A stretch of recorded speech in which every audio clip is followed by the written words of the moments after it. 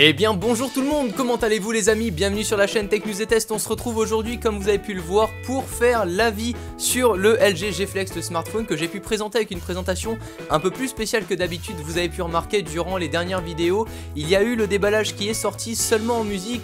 J'ai vu qu'il vous avait beaucoup plu, je pense le reproduire sur des smartphones très connus où vous avez déjà la possibilité de les découvrir en vidéo par d'autres youtubeurs français. Comme ça moi je vous apporte vraiment une autre chose en vidéo. Bref, j'étais vraiment super content de vos avis et de vos retours concernant celle-ci. On va passer donc tout de suite à mon avis global sur le produit après 2 à 3 semaines d'utilisation pratiquement. Déjà je vais devoir le quitter aujourd'hui, il va repartir cet après-midi donc je suis assez triste je dois dire.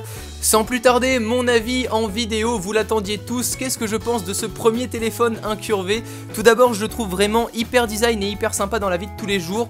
En revanche pour tous les lycéens, les collégiens, je vais vous recommander quand même un smartphone un peu plus petit parce que oui on le sait tous, dès qu'on veut envoyer un message en cours ou quoi, ou qu'on souhaite tout simplement être discret avec son smartphone, bah avec celui-ci autant vous dire que vous ne passerez pas inaperçu, que ce soit dans le bus, dans le métro, dans le tram. C'est vrai que c'est assez galère pour pouvoir le sortir ne serait-ce que de sa poche parce qu'il est quand même hyper gros, et je vous avoue que si vous avez un jean un peu serré, vous allez avoir aussi du mal quand même à monter les escaliers. Oui je vous assure qu'il est vraiment hyper gros celui-ci, mais pour ma part il m'a quand même super plu. Pourquoi? Tout simplement parce qu'il est assez léger et il est vraiment super maniable.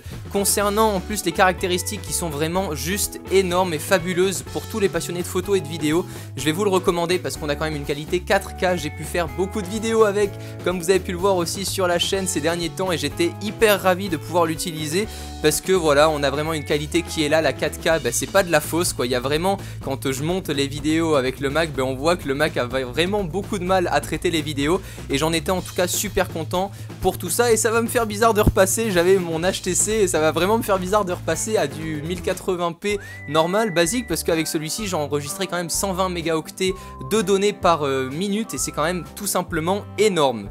Je vais à présent passer tout simplement à mon avis global sur le produit, sur l'utilisation, la vitesse et les caractéristiques. Une fois qu'on a le produit, qu'on a toutes nos applications qui sont mises dedans, je le trouve hyper fluide aussi de ce côté là. En fait je vais pas vous le cacher, je suis toujours honnête, il y a vraiment pas de point négatif sur ce produit si ce n'est que sa taille, et tout simplement peut-être, alors moi ça m'a un peu dérangé, c'est les petits boutons à l'arrière en fait pour le volume et le déverrouillage. Pour le déverrouillage je préférais entièrement quand le bouton se plaçait au-dessus du smartphone, tout simplement parce que quand il est posé sur la table et qu'on veut le déverrouiller pour avoir un mail ou n'importe quoi, un message, on est obligé de le prendre et de se retourner. Enfin on le cherche toujours, le smartphone est gros donc c'est vrai que les boutons ne sont pas tout de suite mis en place sur nos doigts. En revanche pour le bouton volume moins et volume plus, ça va être super pratique. Pourquoi? Parce que quand il est dans notre poche et qu'il est situé comme ça vraiment sur notre poche et qu'on va vouloir l'utiliser, on va pouvoir tout simplement directement appuyer sur les boutons sans sortir le smartphone de sa poche, et à ce moment là ça devient hyper intéressant du côté pratique.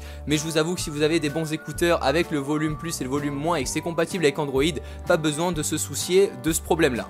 Après les caractéristiques, comme j'ai pu vous le décrire, il va y avoir aussi un énorme point fort avec ce smartphone. À l'heure actuelle, c'est le smartphone qui va avoir le plus d'autonomie, et ça je vous assure que c'est pas des bêtises les amis. Je l'utilise environ 2 jours pleins en étant sur internet, sur YouTube, vous me connaissez, je suis toujours sur Twitter à vous poster des photos, sur Facebook à communiquer avec vous, et vraiment c'est super pratique de pouvoir avoir un smartphone qui va tenir 2 jours avec vous. En plus de ça, maintenant on a des batteries externes comme vous avez pu le voir peut-être dans les derniers articles du site internet. Pour ceux qui n'y sont toujours pas, vous avez les liens dans la description. J'ai présenté une batterie externe qui va pouvoir vous faire durer votre téléphone 1 jour voire 2 jours de plus, et donc là on est vraiment paré pour aller se balader en randonnée avec son téléphone sans avoir de prise ou de courant pas loin de soi. C'est vraiment super pratique aussi de ce côté là d'avoir une batterie qui tient la route pour une fois avec les smartphones, parce que comme on le sait c'est vraiment le gros problème des smartphones, des grands écrans. On va en venir à l'écran, est-ce que ça change quelque chose alors finalement d'avoir un écran incurvé? Pour ma part ça change vraiment quand on va être en fait dans le noir complet. On va avoir un petit effet quand même d'angle tout simplement qui est plus soutenu que si on avait un écran plat, mais sinon durant le reste du temps ça va surtout être pratique quand on va passer les appels téléphoniques. On va avoir une forme un peu plus sympathique je trouve à tenir en main, et à ce moment là ça devient aussi un peu plus innovant, et pour moi ça fait vraiment partie des réelles innovations en 2014. L'écran incurvé on n'en avait pas encore vu, alors est-ce que les autres marques vont s'aligner aussi, vont pouvoir oser l'écran incurvé? Je vous assure que que ça plaît pas à tout le monde. Moi je sais que dans mon entourage je l'ai prêté à des personnes qui aimaient plus que d'autres. Donc voilà, à vous de juger après. Je vous invite en tout cas à aller le tester dans toutes les grandes surfaces pour pouvoir vous rendre compte par vous-même si ça vous convient ou non. Je pense avoir fait un tour général du produit. Je vous ai vraiment donné mon avis qui était plutôt bon. Vraiment dans l'ensemble il n'y a vraiment rien à dire. La photo, je suis un grand passionné, il n'y a pas de souci, on a toutes les options qui sont dessus. Vous avez encore une fois l'article, je vais tout vous remettre dans la description, l'article sur la batterie externe qui peut être compatible avec ce smartphone, le test photo également que j'ai pu faire sous forme d'article où je vous ai mis quelques exemples, les photos que j'ai mis sur Facebook du smartphone, les autres vidéos, bref vous saurez tout sur ce smartphone LG G Flex. J'espère en tout cas que cette petite expérience vous aura plu de découvrir ce smartphone avec moi en plusieurs vidéos. Moi je vous dis en attendant les amis, prenez soin de vous, on se retrouve sur les réseaux sociaux, n'hésitez pas à venir me rejoindre, Twitter, Facebook, Instagram, je suis de partout. Encore une fois, merci à tous de me suivre, on se retrouve très bientôt, prenez soin de vous les amis, et à la prochaine, ciao tout le monde. Elle était pourrie la fin, non? Non, ça allait? Allez, on laisse ça alors.